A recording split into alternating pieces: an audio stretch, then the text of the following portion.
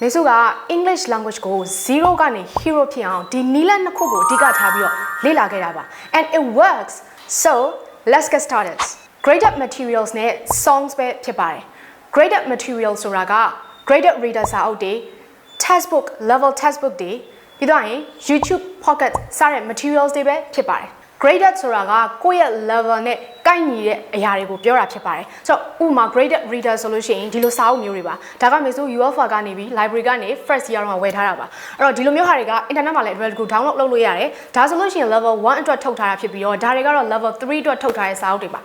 ဆိုတော့နောက်တစ်မျိုးကကြတော့ level textbook အင်္ဂလိပ်စာသင်တန်းတွေမှာအသုံးပြုနေတဲ့ level textbook တွေပါဥပမာဒီထဲက textbook ဆိုလို့ရှိရင်ဒါ Oxford ကနေထုတ်ထားတဲ့ New Hathaway textbook က textbook ဖြစ်ပါတယ်ဒီ level textbook တွေရဲ့ထဲမှာဆိုရင် pronunciation grammar listening speaking reading writing အားလုံးစုံအောင် unit alike ထည့်ပေးထားပါတယ် podcast နဲ့ YouTube channel တွေလည်းအလားတူပါပဲ podcast ဆိုရင်ဥပမာပြထားတဲ့ဒီက podcast ဆိုလို့ရှိရင်အချိန်ကလည်းတိုးတယ်9မိနစ်9မိနစ်ဒီလောက်ပဲရှိတယ် podcast တစ်ခုစီကအဲ့လိုမျိုး podcast ကိုနားထောင်မယ်ဆိုရင်အဆင်ပြေတယ်ဒီနေရာမှာသတိထားမှာအရန်ရှည်တဲ့ podcast တွေကိုနားမထောင်ပါနဲ့ basic level သမားတွေအတွက်အဓိကရည်ရွယ်ပြီးတော့ပြောပေးနေတာဖြစ်ပါတယ်ဆိုတော့ YouTube channel မှာဆိုရင်လည်းအခုပြထားတဲ့ YouTube channel ကညအိတ်တဲ့အခါမှာဒီ English stories တွေကိုနားထောင်ပြီးတော့အိတ်ရင်တော်တော်အဆင်ပြေပါတယ်အတန်းလည်းအရန်မမြန်တဲ့ပြင် pronunciation ကလည်းတကယ်ကောင်းပါတယ်နောက်တစ်မျိုးကတော့ English songs တွေပဲဖြစ်ပါတယ်ဆိုတော့ဒီ English song တွေကိုနားထောင်ရမှာအရေးကြီးတဲ့အချက်တစ်ချက်ကိုပြောချင်ပါတယ်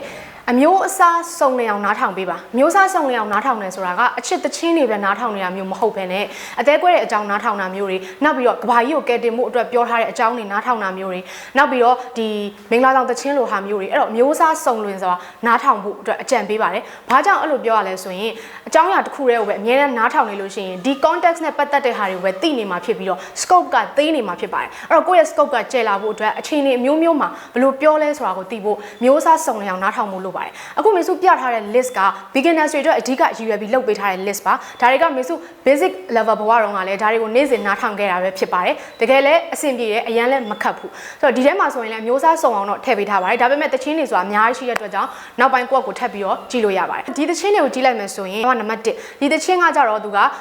လောကကြီးကိုဂရုမစိုက်ဘူးအဲ့လိုပုံစံမျိုးနဲ့ဆိုထားတဲ့ကောင်မလေးတယောက်ပေါ့နော်အဲ့ဒီအဓိပ္ပာယ်မျိုးတွေပြောထားတာဖြစ်တယ်နောက်တစ်ခု Selena Gomez ရဲ့ Who Said ဆိုတဲ့တချင်းဒါကဆိုလို့ရှိရင်လည်းကိုမလှဘူးကြည့်မကောင်းဘူးကိုဟို confidence နည်းနေတဲ့ဒူတွေအတွက်ကိုရည်ရွယ်ပြီးတော့ဆိုထားတဲ့တခြင်းမျိုးဖြစ်တယ်ပြီးတော့ရင်ဒီမှာ Steal My Girl ဆိုတာကတော့ One Direction ရဲ့ဒါ romance တခြင်းလို့လည်းပြောလို့ရတယ်နောက်ပြီးရင် What Makes You Beautiful လည်းဒီတိုင်းပဲပြီးတော့လို့ရှိရင်ဒီ Blue Night ဆိုတဲ့တခြင်းတွေဆိုရင်လည်းဒါ romance တခြင်းတွေလွယ်တယ်ပြီးရင်ဒီ Nothing's Gonna Change My Life For You ဒါတွေလည်း romance တခြင်းတွေပဲဒီ You Belong With Me ရဆိုလို့ရှိရင်ဖတ်သက်ကြိုက်နေတဲ့ကောင်မလေးတယောက်ပေါ့နော်တခြားတယောက်ကိုအဲ့အကြောင်းတွေကိုဆိုထားတာပါဆိုတော့ Beautiful in White ကတော့အားလုံးသိတဲ့အတိုင်းပဲဒါမင်္ဂလာဆောင်တခြင်းပေါ့နောက်ပြီးရင်ဒီ IDGAF ရဲ့ same old life ရဲ့ဒီနှစ်ပုဒ်ကကြတော့ဒီ X တွေကိုသူမကြိုက်ကြောင်း X တွေနဲ့ရန်ဖြစ်တဲ့ပုံစံမျိုးတခြင်းပေါ့နော်ဆိုအဲ့လိုမျိုးအဓိကရည်ရွယ်ပါတယ်နောက်ဆုံးတစ်ခုကကြတော့ဒါအသေးကွဲတခြင်းပေါ့နော် just give me a reason အဲ့တော့ဒီမှာဆိုရင်စုံအောင်ထည့်ပေးထားတယ်မိမိဘာသာလဲနောက်ပိုင်းရှာပြီးတော့တွေးတဲ့အခါကျရင်ဘာအကြောင်းအရာလဲဆိုတာစဉ်းစားလို့ရတယ် Side listen look and listen and learn အဲ့တော့အခုအားလုံးကြည့်နေတဲ့သူတွေဒီအောက်က comment ထဲမှာမိမိအကြိုက်ဆုံး English သချင်းတစ်ပုဒ်ကိုရေးပြီးတော့အဲ့ဒီသချင်းကဘာအကြောင်းကိုဆိုထားတာလဲဆိုတာကိုဝင်ရေးပေးသွားပါAnd if you have any questions, comment down below. မေဆိုရဲ့ YouTube channel မှာ basic learners တွေအတွက် free English lesson တွေကိုတင်ပေးထားပါတယ် YouTube channel ကို subscribe လုပ်ပြီးတော့ကြည့်ရှုလေ့လာလို့ရတယ်အခုလိုမျိုးအကျိုးရှိတဲ့ video တွေကိုနောက်ထပ်ထပ်ပြီးတော့ကြည့်ချင်သေးတယ်ဆိုရင်မေဆိုရဲ့ channel ကို like and subscribe လုပ်ပြီးတော့စောင့်ကြည့်လေ့လာလို့ရပါတယ် Bye, see you in the next video.